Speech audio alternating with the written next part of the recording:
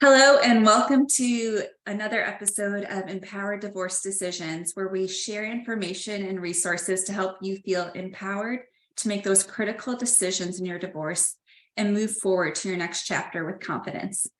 I'm Elina Cannon. I'm a private wealth advisor and a divorce financial planner at Argent Advisors. Our firm is a multifamily office headquartered in Northern Virginia in the Tysons Corner area, and we serve individuals and families throughout the U.S. We really specialize in serving clients in critical family moments, and that includes divorce. And so that is why today we have a very special guest, Lindsey Hoskins, and she's here to discuss strategies for navigating divorce when your spouse has narcissistic-like traits or a narcissistic personality. So Lindsey is a licensed marriage and family therapist. She is the founder, president, and principal therapist at Lindsey Hoskins Associates. She's super impressive. She's a PhD. She is a doctor. She has over 20 years of experience helping couples and families navigating divorce, co-parenting, and recovery. So Lindsey, thank you so much for joining us today. Yeah, thanks for having me.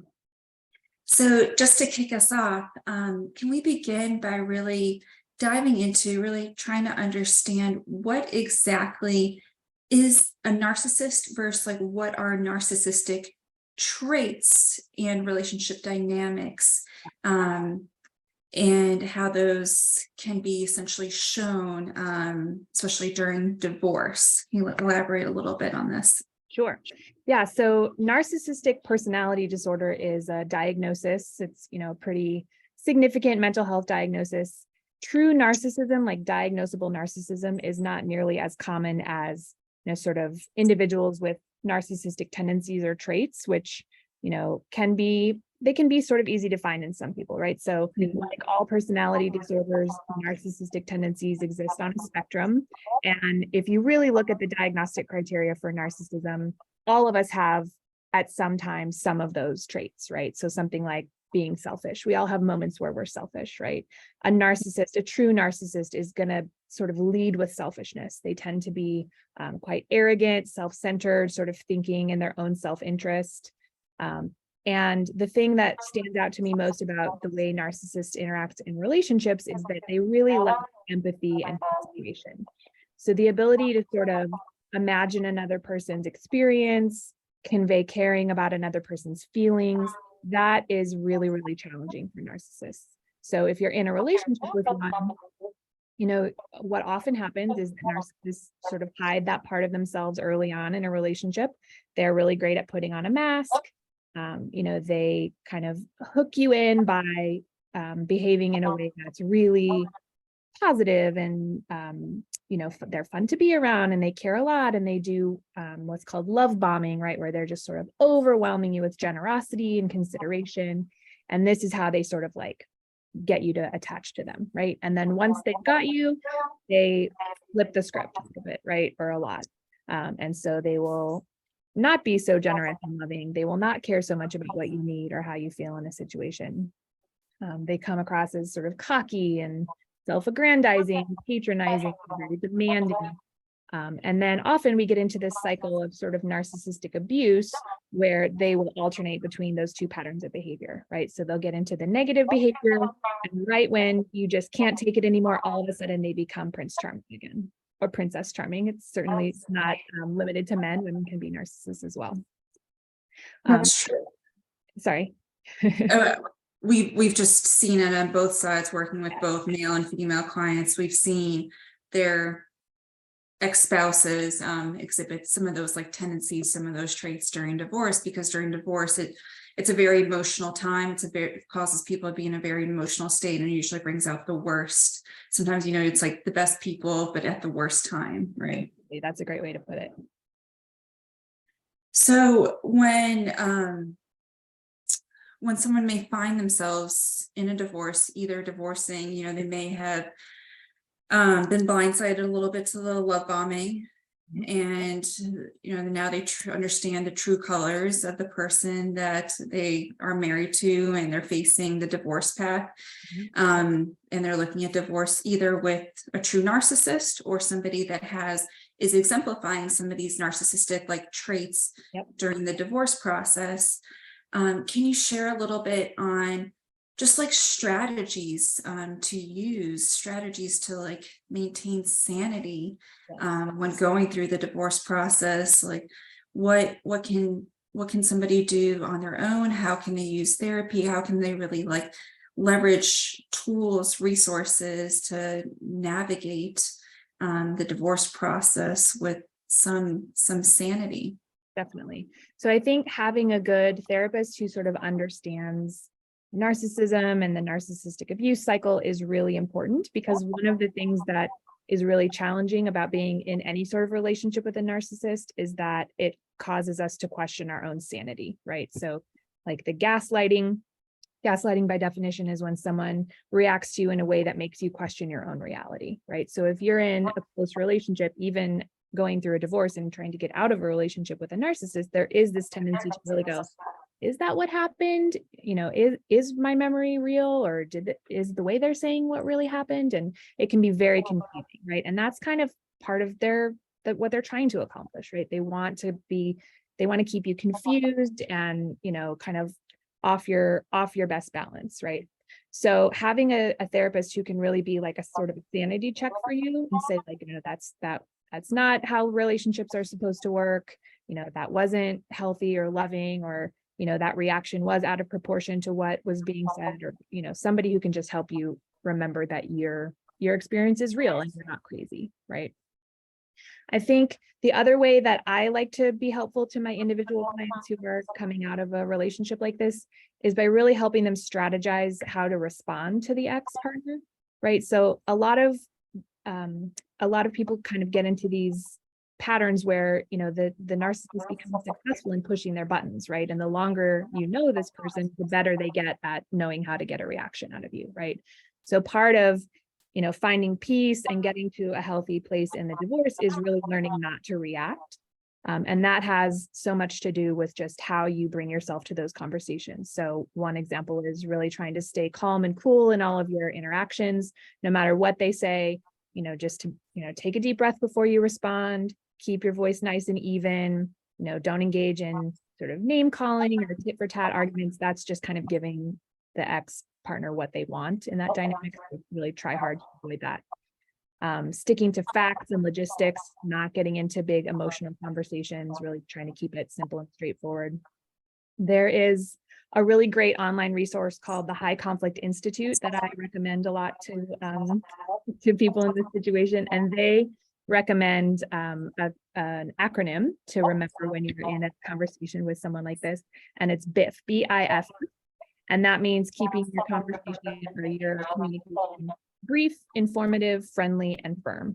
So brief means just the facts. Informative means, leave out emotions, opinions, kind of keep it very straightforward. Friendly doesn't mean being overly friendly or obsequious, anything like that. You're not trying to sort of like win favor with the other person. It's really just using good manners, being empathic, using positive statements when possible.